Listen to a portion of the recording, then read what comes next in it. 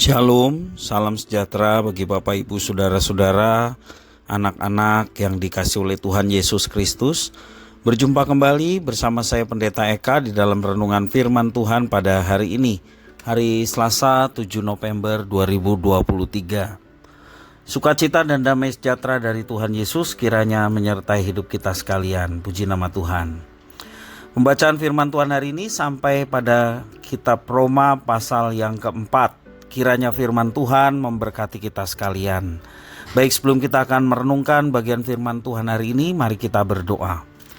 Tuhan Allah Bapa di surga, di dalam nama Tuhan Yesus, kami mengucapkan syukur terima kasih buat kasih setia dan pemeliharaan Tuhan bagi kami sekalian sampai pada hari ini. Biarlah semua pengalaman bersama dengan Tuhan membawa kami semakin mengenal pribadi Tuhan, dan pengenalan akan Tuhan diwujud nyatakan dalam hidup taat akan firman-Mu. Karena itu kami mau pasang telinga hati kami untuk kebenaran firman-Mu. Berfirmanlah atas kami sedia untuk mendengar, serta Engkau menuntun kami untuk menerapkannya. Terima kasih Bapa, demi nama Yesus Kristus kami berdoa. Haleluya, amin.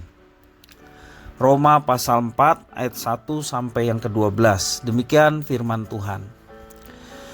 Jadi, apakah akan kita katakan tentang Abraham, bapa leluhur jasmani kita? Sebab jikalau Abraham dibenarkan karena perbuatannya, maka ia beroleh dasar untuk bermegah, tetapi tidak di hadapan Allah. Sebab apakah dikatakan nats kitab suci? Lalu percayalah Abraham kepada Tuhan, dan Tuhan memperhitungkan hal itu kepadanya sebagai kebenaran. Kalau ada orang yang bekerja, upahnya tidak diperhitungkan sebagai hadiah, tetapi sebagai haknya. Tetapi kalau ada orang yang tidak bekerja, namun percaya kepada Dia yang membenarkan orang durhaka, imannya diperhitungkan menjadi kebenaran. Seperti juga Daud menyebut berbahagia orang yang dibenarkan Allah bukan berdasarkan perbuatannya. Berbahagialah orang yang diampuni pelanggaran-pelanggarannya dan yang ditutupi dosa-dosanya. Berbahagialah manusia yang kesalahannya tidak diperhitungkan Tuhan kepadanya. Adakah ucapan bahagia ini hanya berlaku bagi orang bersunat saja, atau juga bagi orang tak bersunat? Sebab telah kami katakan bahwa kepada Abraham iman diperhitungkan sebagai kebenaran. Dalam keadaan manakah hal itu diperhitungkan? Sebelum atau sesudah ia disunat? Bukan sesudah disunat, tetapi sebelumnya. Dan tanda sunat itu diterimanya sebagai materai kebenaran berdasarkan iman yang ditunjukkannya sebelum ia bersunat.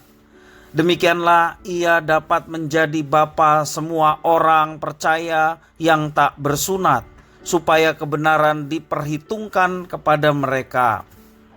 Dan juga menjadi bapa orang-orang bersunat, yaitu mereka yang bukan hanya bersunat, tetapi juga mengikuti jejak iman Abraham, bapa leluhur kita pada masa ia sebelum disunat. Demikian firman Tuhan. Bapak Ibu saudara-saudara yang dikasihi oleh Tuhan, di dalam teks firman Tuhan Roma pasal 4 ini ada teladan iman dari seorang Abraham dan Daud yang diilustrasikan oleh Rasul Paulus sebagai tokoh yang beriman.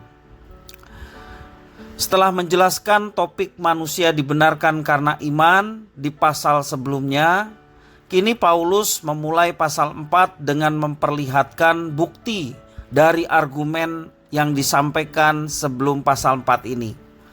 Dalam hal ini Paulus memakai tokoh yang paling dijunjung tinggi oleh orang Yahudi, yaitu Abraham. Abraham dipandang sebagai bapa leluhur orang Yahudi.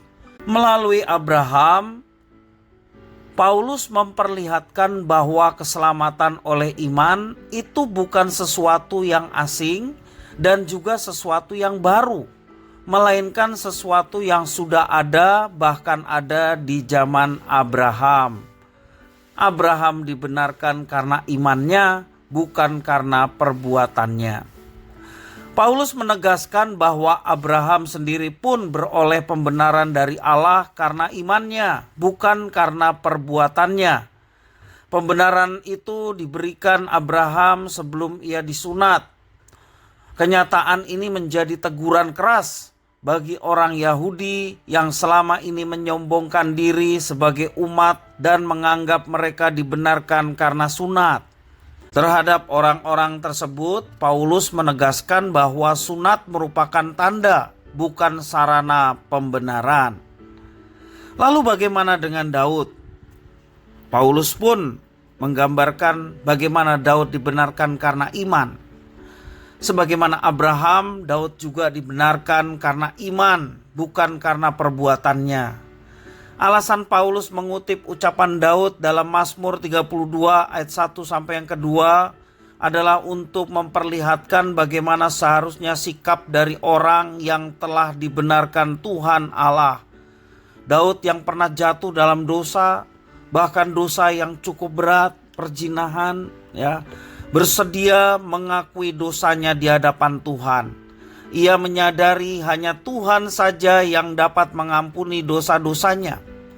Bukan kesombongan yang diperlihatkan Daud, melainkan sikap kerendahan dirinya di hadapan Tuhan, juga kerendahan hatinya dengan sesama, dan bersedia mengakui segala kesalahan dan dosa-dosa secara terbuka di hadapan Tuhan.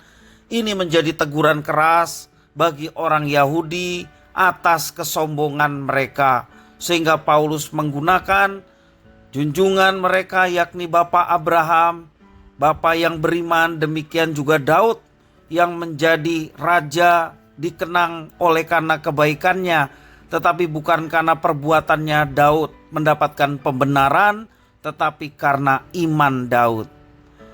Sebagai umat Tuhan, kita dibenarkan juga karena iman. Iman yang menyelamatkan adalah mengenal dan mengandalkan Yesus saja. Titik. Ya. Iman di dalam Yesus Kristus mengajarkan bukan karena perbuatan baik kita mendapatkan pembenaran, bukan karena kehebatan kita ataupun amal ibadah kita sehingga kita layak diterima, bahkan diberikan surga yang mulia, tetapi semua itu karena anugerah Tuhan. Kita dibenarkan karena anugerah dan pemberian Tuhan.